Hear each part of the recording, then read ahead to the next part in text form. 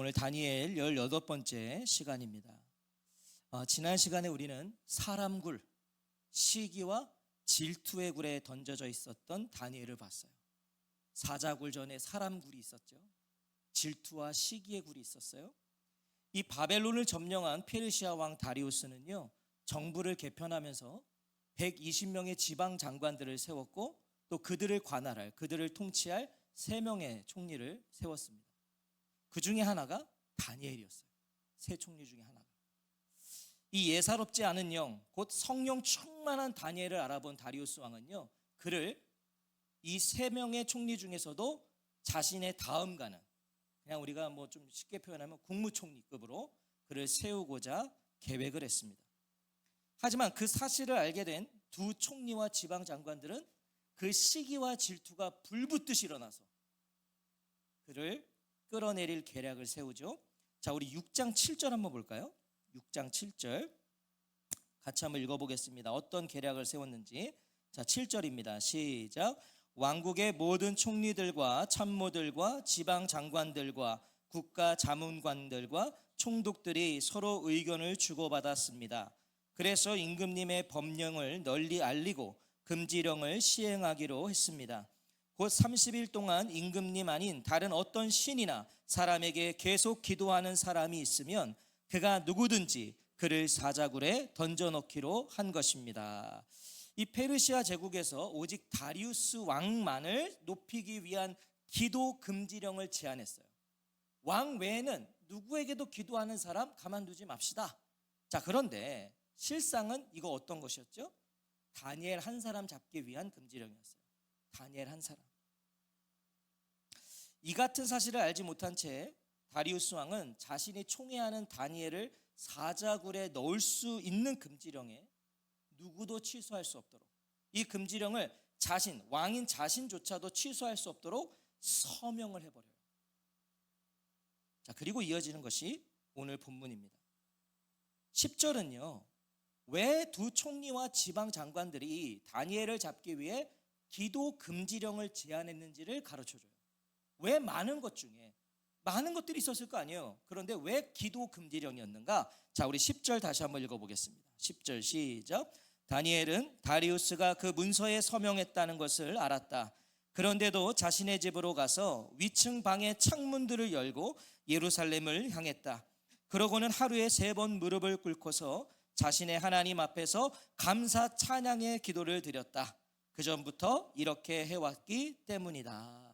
다리우스 왕이 서명한 금지령은요, 30일 동안 다리우스 왕이 아닌 다른 신이나 어떤 사람에게 계속 기도하는 사람이 있으면 그가 누구든지, 그가 어떤 사람이든지 사자굴에 쳐 넣기로 한 거예요. 그런데 지금 다니엘이 뭘 하고 있어요? 다니엘이 뭘 해요? 기도를 하고 있어요. 그래서 두 총리와 지방 장관들의 계책이 기도 금지였던 거예요. 다니엘이 늘 기도하는 그 신앙적 삶을 살고 있다는 걸 그들이 알았던 거죠. 이 기도 금지령에 대한 다니엘의 반응이 기도였다는 것은 사실 놀라움을 넘어서요, 이것은 이상하기까지 합니다. 여러분, 그렇지 않으시겠어요? 이 금지령이요, 목숨을 잃는, 그것도 사자의 밥이 되는 금지령이에요. 여러분, 그냥 죽는 게, 목 잘려 죽는 게 낫죠. 사자의 밥이 되는 겁니다. 내 심장 뜯기 전까지는 그 모진 고통을 다 느껴야 되는 거예요. 그런데 다니엘은요, 아랑곳하지 않고 기도를 해요. 기도를 한다고요. 금지령을 몰라서요? 아니요. 정확히 알고 있잖아요. 금지령을 정확히 알고 있잖아요. 다니엘은 다리우스가 그 문서에 서명했다는 것을 알았다. 그리고 무엇보다 그 금지령이요, 자신을 무너뜨리기 위한 것도 다니엘은 알았어요. 왜? 페르시아 제국의 다신주의자들, 여러분, 페르시아 제국은 다신주의자들이에요. 그냥 이신도 믿고 다 믿는 거예요. 그런 사람들에게 왕의 명령은 조금도 문제가 되지 않죠. 그렇죠? 왜냐하면 신한테 기도하지 말라고? 그럼 왕에 타지 뭐. 그런 사람들이니까. 그런데도 자신의 집으로 가서 위층 방의 창문을 열고 예루살렘을 향했다. 그러고는 하루에 3번 무릎을 꿇고서 자신의 하나님 앞에서 감사 찬양의 기도를 드렸다. 자, 이런 다니엘의 반응이 어떠세요? 아마도 모두가 그를 미련하다고 하지 않았겠어요? 저거 미쳤다고 했겠죠. 아니, 기도하면 사자굴인데 저 기도하고 있네? 미쳤다고 그러겠죠. 여러분, 다니엘에게 방법이 없었을까요? 다른 방법이 없어서 그랬을까요? 그는 총리입니다. 그것도 다리우스 왕이 총애하는 총리예요. 자, 그러면 그냥 얼핏 생각해도 엄청난 방법들이 있지 않을까요? 얼마든지 다리우스 왕을 찾아가서 도움을 청할 수 있었어요. 그리고 이 저들의 권모술수를 고발할 수 있었어요. 왕한테 가서 내가 총애밖에 듣고 있으니까 저들이 지금 어떤 짓을 하고 있는지 아십니까? 저를 좀 도와주십시오. 할 수 있었다고요. 하지만 다니엘은 다리우스 왕 앞이 아니라 하나님 앞으로 가는 거예요. 하나님 앞으로. 다니엘은 전공법을 선택한 거예요. 저는 저와 성도님들이 이 전공법을 선택하시기 바라요. 믿음의 전공법. 하나님 앞에 있는 거. 나에게 진 누를 수 있는 힘이 있죠. 나에게 박살 낼 수 있는 힘이 있죠. 그런데 전공법을 하는 거예요. 하나님이 하시는 거예요. 여러분, 내가 하는 것보다 하나님이 하는 게 더 무서운 거죠. 더 무서운 거죠. 다니엘도 얼마든지 타협할 수 있었고요. 머리 쓸 수 있었어요. 그는 바벨론 최고의 지혜자입니다. 머리 쓸 수 있었어요. 몰래 방문 걸어 잠그고 조용히 기도할 수 있잖아요. 입을 뒤집어 쓰고 혼자 중얼중얼 기도할 수 있잖아요. 바보예요, 다니엘이? 하지만 그럴 수 없는 것은요, 그건 평소에 자신의 기도의 모습이 아니거든요. 다니엘은 평소에 그렇게 기도하지 않았거든요. 보세요. 그 전부터 이렇게 해왔기 때문이다. 자신의 집 2층 방문을 열고서 창문을 열고 예루살렘을 향해 하루 3번 무릎을 꿇고 기도하는 것은 다니엘의 삶이었다고요. 그의 삶이었어요. 지금 상황이 다급해서 그렇게 한 게 아니라고요. 발등에 불 떨어져서 하나님 앞에 두 손 들고 주야 주야 살려달라고 한 게 아니라고요. 늘 그렇게 해왔어요. 다니엘은 늘 그렇게 했다고요. 10대 소년으로, 여러분 이거 진짜 대단한 거예요. 10대 소년으로 바벨론의 포로로 끌려왔죠. 근데 지금 몇 살이에요? 80대예요. 10대에 끌려와서 그때부터 지금까지 그는 이렇게 삶을 이어오고 있었다고요. 이거 엄청난 겁니다. 내가 젊었을 때 나도 기도 많이 했어. 이거 아니라니까요, 지금 다니엘. 이것은 다니엘 스스로 만들어 고집한 기도 방법이 아니에요. 자, 보세요. 이유가 있어요. 다니엘이 이렇게 한 이유가 있단 말이죠. 열왕기상 8장 33절과 34절에 보면 제가 읽어드릴게요. 열왕기상 8장 33절부터 34절이에요. 주님의 백성 이스라엘이 원수 앞에서 무너질 때가 있습니다. 주님께 죄를 지어서요. 그때 그들이 주님께 돌아와서 주님의 이름을 찬양하며 이 집에서 주님께 기도하며 탄원을 올릴 것입니다. 그러면 주님이 친히 하늘에서 들으시고 주님의 백성 이스라엘의 죄를 용서해 주시기 바랍니다. 그들의 조상들에게 주신 그 땅으로 돌아오도록 해주시기 바랍니다. 이게 뭐냐면요, 하나님이 자기 백성의 죄를 심판하셨을 때 하나님은 반드시 심판하세요. 죄를 그냥 두지 않으세요. 심판하실 때 예루살렘 성전이 있는 방향으로 기도할 것을 촉구하는 솔로몬의 기도예요. 너희들 하나님이 심판하셨을 때 너희들은 예루살렘을 향해서 기도의 손을 들고 너희들 회개해라. 이게 솔로몬의 기도라고요. 이것이 다니엘이 집 위층 창문을 열고 예루살렘을 향해 기도했던 이유란 말이에요. 이게 그냥 한 게 아니에요. 이유가 있었어요.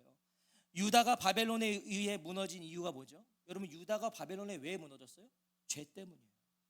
하나님이 죄가 만연하니까 바벨론을 들어 뭉개버리신 거예요. 하나님의 심판이었다고요.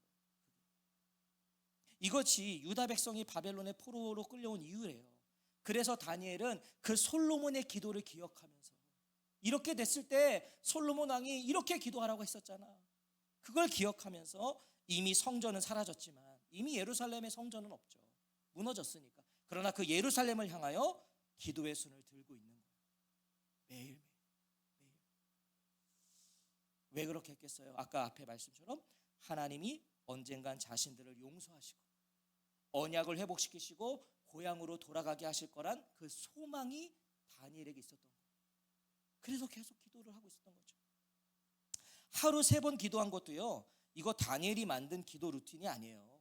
그가 뭐 습관적으로 3번씩 했다는 게 아니에요. 시편 55편 17절에 보니까 아침 점심 저녁으로 나는 탄식하며 신음하고 여호와는 내 소리를 들으실 것이다. 자, 이 말씀에 순종한 거예요. 뭐예요? 위층 방 창문을 열고 예루살렘을 향해 하루에 3번씩 무릎으로 기도한 건 말씀에 대한 순종이었어요. 다니엘이 말씀에 대한 순종을 했다고요. 다리우스 왕이 내린 기도 금지령을 알면서도 다니엘이 이와 같이 기도한 것은 말씀에 대한 순종이었고 말씀을 향한 헌신이었단 말이에요. 이게 대단한 거죠. 그래서 몰래 기도하지 않은 거예요. 다니엘이 바보여서 그렇게 한 게 아니라 그래서 몰래 기도하지 않은 거고요. 입을 뒤집어 쓰고 기도하지 않은 거예요. 그게 말씀에 대한 순종이었으니까.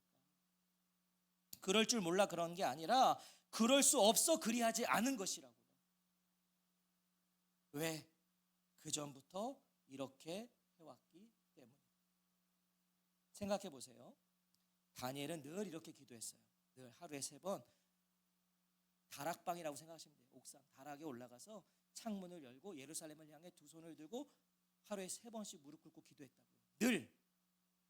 그것을 대적들도 알아서 기도 금지령을 만들었잖아요. 얼마나 매일매일 했으면 이 대적들도 그걸 아냔 말이에요. 만약에 그 기도 금지령이 떨어진 후에 다니엘이 집 위층 방 창문들을 닫고 있다면, 기도 소리가 들리지 않기 시작했다면, 그리고 밤마다 그의 집에서 이상한 그냥 중얼중얼거리는 소리가 들리기 시작한다면 지금까지 걸어온 다니엘의 신앙과 믿음의 삶이 부정되는 거 아닐까요? 그렇죠? 그 금지령 떨어지자마자 다니엘 그 윗집이 그 윗방의 창문이 다 닫혀 있다며, 아니 늘 열려 있어야 되는데 그게 닫혀 있다며, 기도 소리가 들리지 않는다면 그의 모든 신앙의 여정이 부정되는 거라고요. 다니엘의 하나님이 다리우스만 못한 하나님이 되시는 거냐고요? 것 아니냐고요? 그렇게 돼버리는 거잖아요. 다니엘에게 페르시아의 기도 금지령은 하나님이냐 다리우스냐의 문제였던 거예요. 다니엘에게 하나님이냐 다리우스 왕, 말씀에 대한 순종과 헌신이냐 악법에 대한 굴복이냐. 다니엘에게는 이 정도의 문제였단 말이죠. 그러니까 지금 우리 생각에는 아예 그냥 좀 조용히 기도하면 되지, 몰래 하면 되지, 이 정도가 아니란 말이죠. 다니엘은 지금 성도는요 나라의 법률을 지켜야 돼요. 그게 마땅한 성도의 자세입니다. 우리는 세상의 법을 지켜야죠. 또한 통치자들과, 우리가 디도서에서도 봤지만 통치자들과 관할자들의 지위와 권위를 인정해야 돼요. 우리는 따라가야 돼요. 하지만 그것이 하나님의 말씀과 충돌한다면, 그게 하나님의 말씀과 그 법이, 세상의 법이 하나님의 법과 대치가 된다면 우리는 누굴 따르는 거예요? 하나님의 말씀이 우선이에요. 그게 성도들의 고백이에요. 사도행전 5장 29절에 보니까 사람들보다는 오히려 하나님께 순종해야 됩니다. 다니엘은 목숨이 걸린 상황에서 하나님을 선택하는 거예요. 아니 기도하면 사자굴이라니까요. 근데 목숨이 걸렸는데 하나님을 선택해요. 아니 그래서 더욱 하나님을 선택해요. 아멘. 내 목숨이 걸린 문제라 더 하나님을 선택했다고요. 생명의 주인은, 생명의 주관자는 저 다리우스가 아니라 하나님이시긴 것을 알았기 때문이죠. 그래서 위층 방에 올라 창문을 열고 예루살렘을 향해 무릎을 꿇고 하루에 3번씩 그는 기도의 손을 든 거예요. 우리는 이런 다니엘의 반응에 대한 성경의 강조를 주목할 수 있어야 돼요. 성경이 지금 뭘 강조하고 있어요? 그 전부터 이렇게 해왔기 때문이다. 이걸 강조하고 있잖아요. 지금 성경이 위기 속 생명을 건 다니엘의 기도를요 좀 대수롭지 않은 것처럼 말씀하고 있어요. 막 대단한 것처럼 얘기 안 한다니까요. 성경은요 이게 막 특별한 것처럼 얘기하지 않아요. 그 전부터 그렇게 해왔어, 이 정도로 말하고 있는 거예요. 우리가 볼 때는 엄청난 반응이에요. 우리가 볼 때는 엄청난 기도예요. 그런데 성경은 그저 다니엘은 평소 하던 일을 한 것이다, 그런 뉘앙스란 말이죠. 성경 그냥 하던 거 한 거다. 그의 기도의 무릎은 위기가 닥쳐서 꿇어진 게 아니라 평소 꿇었던 그 기도의 무릎이 위기 때에도 꿇려졌다는 거예요. 할렐루야. 이거 완전 다른 인생이죠. 문제 터졌을 때 무릎 꿇지 않는 인간이 어디 있겠어요. 근데 그런 인간도 있어요. 얼마나 이 죄악된 거예요. 악한 거예요. 문제 있으면 무릎 꿇어야지 하나님한테. 근데 다니엘은 그게 아니라니까요. 늘 꿇려 있었기 때문에 문제 때에도 그냥 꿇린 거예요. 평소 신앙이 이렇게 중요하다고.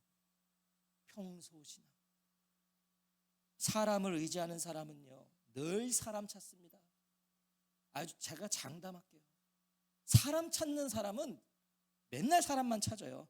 왜? 그건 사람 의지하는 사람이니까. 문제만 터지면 사람 찾는 거예요. 원망하고 불평하고 비난하고 비판하는 사람은 늘 그렇게 살아가요. 그냥 100%라니까요. 늘 그렇게 살아가요. 하지만 평소 기도하는 사람은 위기에서도 기도합니다. 위기에서도 기도하더라니까요. 문제 속에서도 기도하더라니까요. 왜? 늘 기도하니까. 오늘 나의 반응이, 지금 나의 모습이 내일의 나의 반응과 모습이라는 걸 기억하셔야 돼요. 여러분, 이거 진짜 무서운 거예요. 지금 나의 반응이 내일의 내 반응이라니까요. 제가 두려운 말을 들어본 적이 있어요. 전 정말 이 말이 너무 두려워요. 오늘의 나는 10년 후의 나다. 신앙적으로요.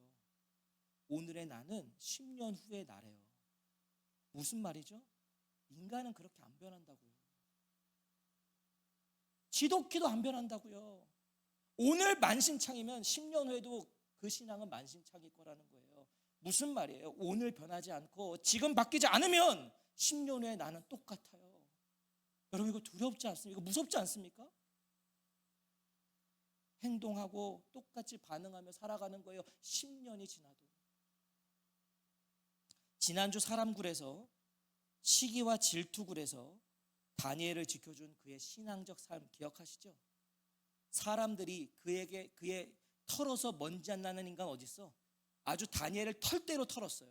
그런데 그를 지켜준 건 신앙적 삶이었다고요? 자, 6장 4절 보세요. 4절 같이 읽겠습니다. 4절 시작. 그러자 총리들과 지방 장관들이 왕국과 관련하여 다니엘을 고발할 구실을 찾아내고 애를 썼다. 그러나 그들은 어떤 구실이나 부패도 찾아낼 수 없었다. 그가 믿음직한 사람이었기 때문이다. 어떤 게으름이나 부패도 그에게서는 드러나지 않았다. 야, 털어도 먼지 안 나는 인간 있었어요. 다니엘. 믿음과 신앙이 나의 몸에 스며들게 하십시오. 여러분, 스며들어야 돼요. 믿음이 나의 삶에 새겨져야 됩니다. 몸이 반응해야 돼요. 몸이. 여러분, 운동선수들은요, 훈련을 얼마나 많이 하면 공이 날라와도 몸이 반응하는 거예요. 야구선수가 공 날라오는데 이거 못 잡으면 그 사람 평상시에 훌륭한 선수가 아니겠죠. 잡아야죠. 몸이 반응해야죠. 우리 신앙도 그래야 되지 않겠습니까? 내 몸에 스며들어서 내 신앙이, 내 믿음이 새겨져서 위기 속에서 어떤 상황 속에서도 그냥 똑같이 반응할 수 있어야 되는 거죠. 왜? 그래야 세상에서 하나님 편에 설 수 있거든요. 숱한 유혹 속에서 말씀을 따를 수 있단 말이에요. 이게 새겨지지 않으니까 하나님 편에 서지를 못하는 거고, 조금만 유혹이 있어도 그냥 넘어져 버려서 사탄의 놀이개가 되는 거예요. 안 새겨져 있으니까.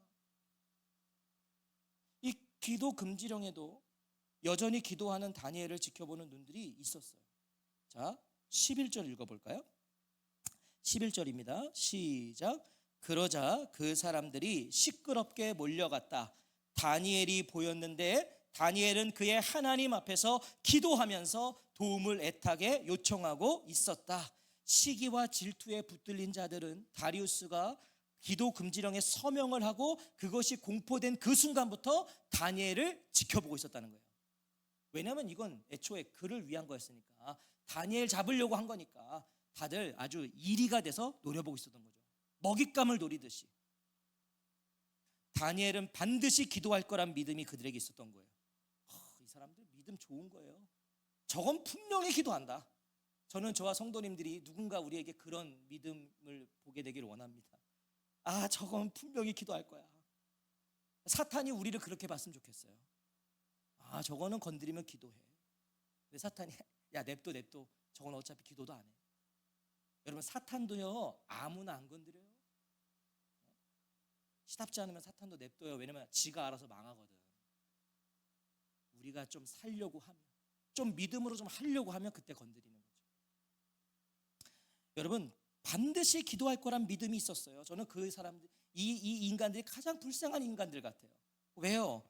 엉뚱한 것을 믿고 그 믿음에 붙들려 있는 인생보다 불쌍하고 비참한 인생은 없어요. 엉뚱한 걸 믿고서 거기 붙들려 사는 거예요. 비참한 인생들이죠. 11절은 다니엘이 자신의 하나님 앞에서 기도하면서 도움을 애타게 요청하고 있었다고 증언해요. 도움을 애타게 요청했다. 정말 절절한 기도를 드린 겁니다. 절절한 기도, 하나님 앞에. 다니엘이 뭘 기도했을까요?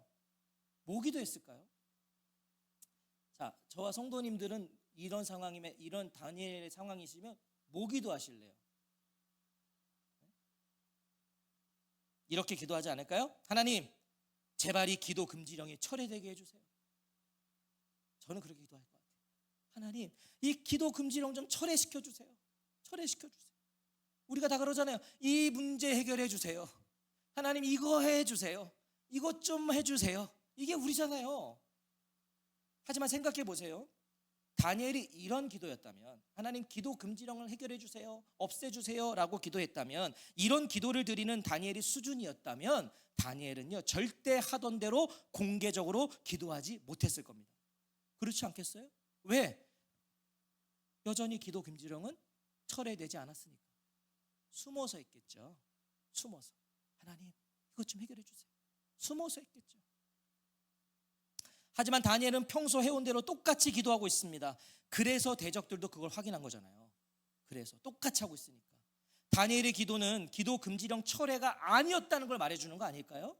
하나님 이 기도 좀 철회시켜 주세요, 이 금지령 좀 없애주세요가 아니었다고요. 다니엘은 기도하지 못하게 된 이 상황에서도 굴하지 않고 자신이 계속 기도할 수 있도록 하나님 두려움 없는 믿음을 달라고 기도하고 있었던 거예요. 하나님 제가 기도할 겁니다.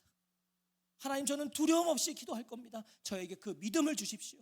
제가 이 기도 멈추지 않게 해주십시오. 우리는 초대교회 성도들에게서도 이 비슷한 기도를 봤어요. 사도행전 강해 때 사도행전 4장 29절에서 지금 상황과 관련해서 주님 그들이 겁주는 것을 살펴보십시오.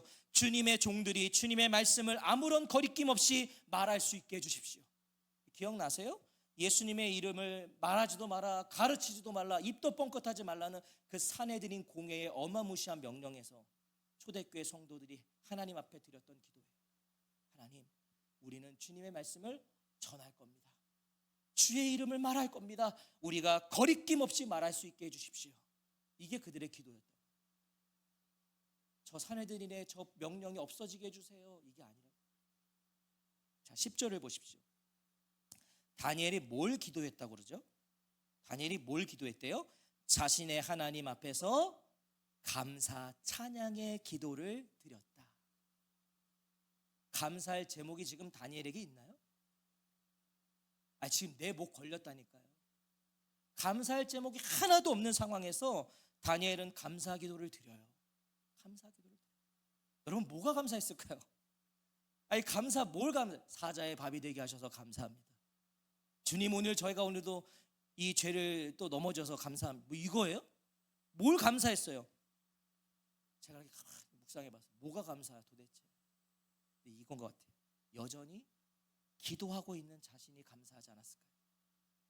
여전히 이 엄청난 두려움과 무서움 앞에서도 여전히 기도를 하고 있는 내가 감사하지 않았겠어요?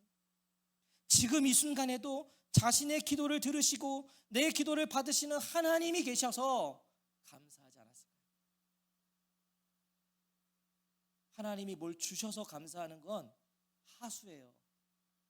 하나님의 존재적으로 하나님 계심으로 감사하는 거예요.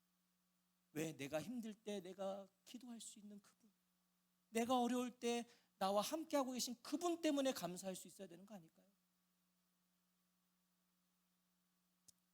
이 믿음을 주신 하나님을 찬양할 수밖에 없었겠죠.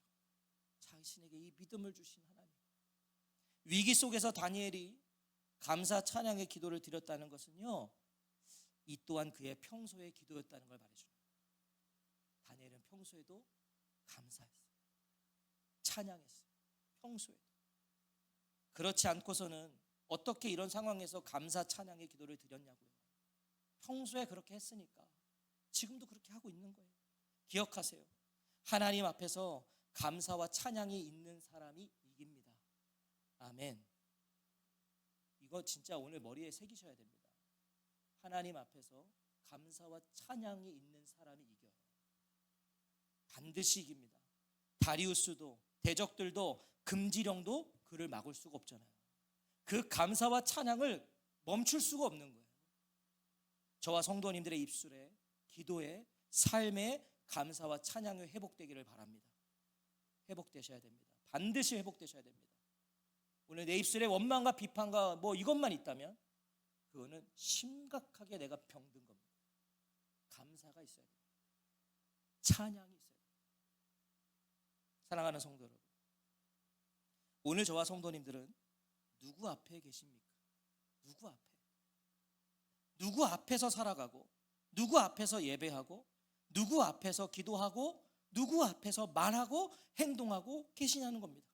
누구 앞에서?